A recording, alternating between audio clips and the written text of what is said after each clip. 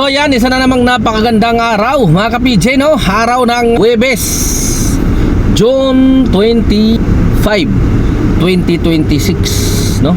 Nakatapos lang ng coding natin kahapon. Okay, biyahe tayo ngayon, no? Panibagong araw na, panibagong vlog. At ang oras natin ngayon ay alas 12:19 na ng tanghaliang tapat. Kakakain lang din natin doon sa Makati. Tapos pagkakain natin, mabilis ang kain lang dahil habol tayo. Mabilis ang kain lang, nakakawa tayo ng booking galing Makati papunta dito sa Terminal 3. The problem is, napakababa ng bookingan ngayong araw. Diyos ko, ramdam nyo ba mga ka-PJ? Sumibiyahe ngayon, napakababa talaga ng mga pamasahe. Mantakin nyo, galing Makati papunta dito sa Terminal 3, no?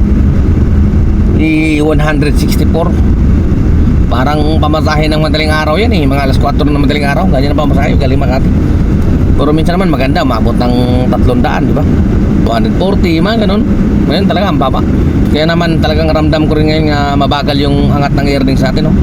Yung earnings pa lang natin sa mga oras na ito, meron lang tayong 2,217 at naka 12 bookings. Diyos ko Lord. Sige lang, tsaga lang tayo, tsaga. Ganun talaga. Ito yung pinili natin na trabaho eh. Ito yung pinili natin na hanap buhay. Kaya dapat alam mo yan. Hindi araw-araw Pasko. Kaya sige lang, bakbak. Tsaga, habaan ng oras kung kailangan. Hindi tayo susuko. Susuka tayo pero hindi tayo susuko. Okay. So nandito nga ako ngayon, no? Kakababa ko lang doon sa Terminal 3. Hindi na ako nag-ano doon sa pila. Mahaba ang pila. Pero sige lang, update ko kayo mamaya mga ka-PJ. Tingnan natin kung saan naaabutin tong tumal na to.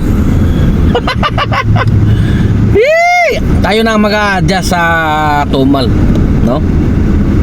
Kung kailangan nabaan, sige, back. Okay. So yun, mamaya lang mga ka-PJ, no? Update ko kayo.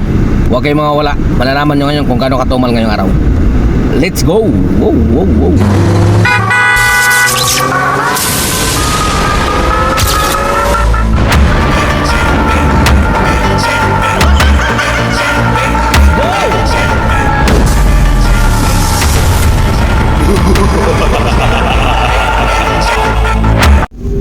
So ayan, good evening mga ka-PJ, no? Dito na naman natin tapusin yung ating vlog, no? Ngayong araw ng Huwebes. Ay, grabe, nakakapagod pero kahit pa paano mapapangiti pa rin tayo kasi umabot pa rin tayo sa ating quota, no? Kanina sobrang matumal, no? Matumal. Tapos ang mababa talaga ng booking. Grabe. Oras natin alas 7:55 na. At nandito na rin tayo sa sa ating baluarte. Kailangan na natin magpahinga para bukas naman sana makabawi din tayo bukas, no? Makarami tayo bukas. Kaso talaga parang naninibago ako sa mga booking ngayon o yung pamasahe, no? Parang malaki yung pinagbago, no? Baka nagano sila mga tiits, talagang price war na yung labanan ngayon. Labanan na siguro talaga, pababaan na siguro talaga para maakit yung maakit yung pasahero. Ay nako, kailangan maglaan tayo ng mahabang oras para maabot natin yung quota natin. Kasi kung hindi, wala, ngangat tayo, iyak. Okay. So paano? Hindi na siguro ako magtatagal. Medyo maigsi na naman yung ating vlog ngayon. Wala akong masabi. Yun lang masabi ko. Mababa ang bookingan. Ay, Diyos ko Lord. So yung ating earnings lang ngayon mga ka-PJ, no? Pasalamat pa rin tayo. Ito, mabot tayo sa ating quota. Ulit-ulit, no?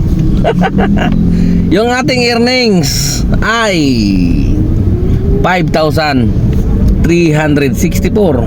Okay. Ito paano, nakakuta pa rin. At naka 22 na bookings, no? Ay, salamat Lord. At siguro dito na ulit ako magpapaalam. Alam ko naman marami dito sa taga-subaybay ng ka-PJ vlog, no? ay ang earnings lang ang inaabangan. Kaya ngayon wala akong maiisip muna na ibabalag natin. Earnings reveal lang talaga, no? Kaya yun lang talaga ang may ano ko sa inyo. Hey, wala akong masabi.